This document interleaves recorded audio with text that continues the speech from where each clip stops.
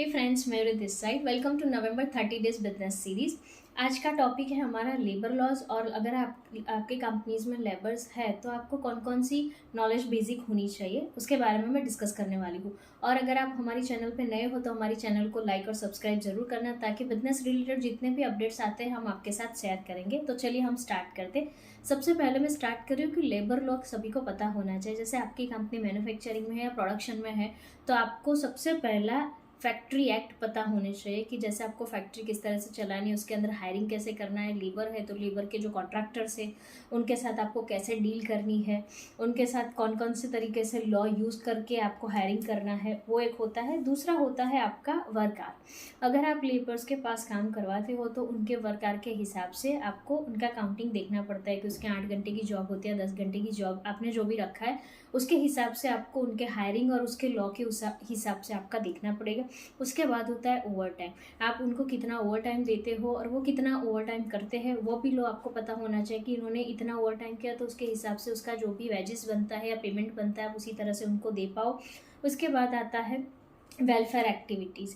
Welfare activities is a part of labour law, because of उसमें ऐसा होता है कि बहुत सारे एम्प्लॉयज़ ऐसे होते हैं they don't have idea about the self development. उसके बाद उनके साथ काफ़ी ऐसी एक्टिविटीज़ होती है, उनकी ज़रूरियात काफ़ी ऐसी चीज़ें होती है जो एक दूसरे के साथ कनेक्ट होने के साथ एक दूसरे को दे सके, एक दूसरे का सपोर्ट ले सके और कंपनी उनके पीछे कुछ ऐसे पैसे खर्च करे ताकि उनका भी जो भी लाइफस्टाइल होती है, फैमिलीज नीड्स होती है, फिर जो भी आसपास के उनके जो भी सर्कल सराउंडिंग्स होते हैं उसके लिए जो भी हेल्प चाहिए होती है उसकी वेलफेयर एक्टिविटीज़ में करते हैं। ब्लड डोनेशन काफ़ी ऐसे कैंप भी करते हैं जिसमें उन लोगों का सपोर्ट भी हो जाता है और उनको हेल्प भी मिल जाती है।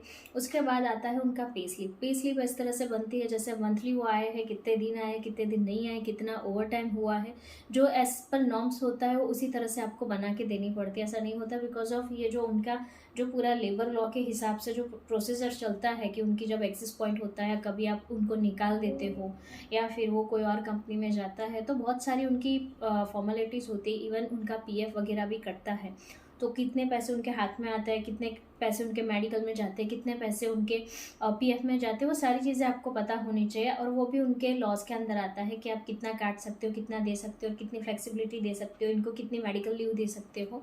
और अगर इनकेस ऑफ जो प्रोडक्शन के टाइम पे उनको कुछ लग जाता है या कुछ ऐसी नुकसानी हो जाती है तो कंपनी उनके पीछे क्या कर सकती है, वो सारे आपको देखने पड़ेंगे।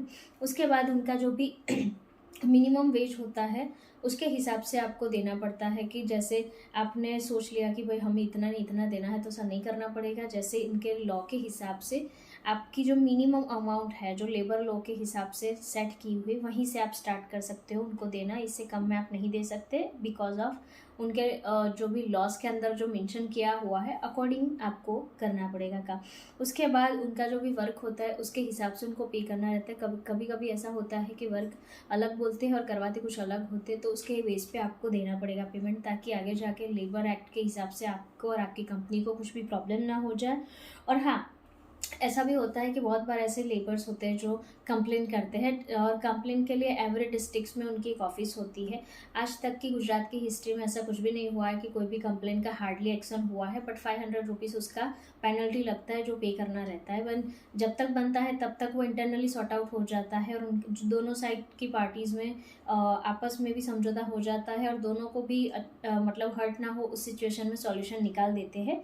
और उसके बाद एक ऐसा होता है कि अगर आप पूरे साल में अच्छे से काम कर रहे हो और आपका जो भी डेडिकेशन है कंपनी के लिए, वर्क के लिए, और आपकी जो भी वर्क क्वालिटीज़ है, आपकी जो लीव्स वगैरह है वो प्रॉपर तरीके से आप यूज़ करते हो और कंपनी को आप 100% आपका आउटपुट देते हो तो at the end of year company आपको 8.33 पर सैलरी के हिसाब से अमाउंट एज अ बोनस देती है ताकि आप उसको यूज़ कर सको। और वो डिपेंड होता है कंपनी टू कंपनी के नोम के ऊपर और आप किस तरह से कंपनी के अंदर डेडिकेशन करते हो उसके लिए। तो बेसिकली ये बेसिक चीज़ें ऐसी होती है कि जिसको आप स्टार्ट कर रहे हो और आपको लेबर्स ले रहे हो, आपके कंपनीज में लेबर की रिक्वायरमेंट है तो इतनी बेसिक डिटेल आपको पता होनी चाहिए। और इसका डिटेलिंग वीडियो हम जल्दी बनाएंगे कि इसमें कौन सा एक्ट लगता है, कहीं पे कौन से एक्ट के हिसाब से आपको कहाँ क्या करना है। इट्स अ बिग वीडियो और वो हम शॉर्टली बनाएंगे। अगर आपको ये वीडियो जल्दी चाहिए तो आप हमें कमेंट में ज़रूर बताना, तो हम उसका डिटेल वीडियो बनाएंगे ताकि आपको पता चले कि कितने लॉज आते हैं लेबर्स के और किस तरह से उसको कैसे यूटिलाइज करना है। बट ये वीडियो के लिए इतना काफ़ी है जब आप स्टार्टअप करने जा रहे हो तो इसके अलावा अगर आपको कोई भी क्वेरी है हमें तो ज़रूर कनेक्ट करना। मैं हूँ मयूरी, साइनिंग ऑफ।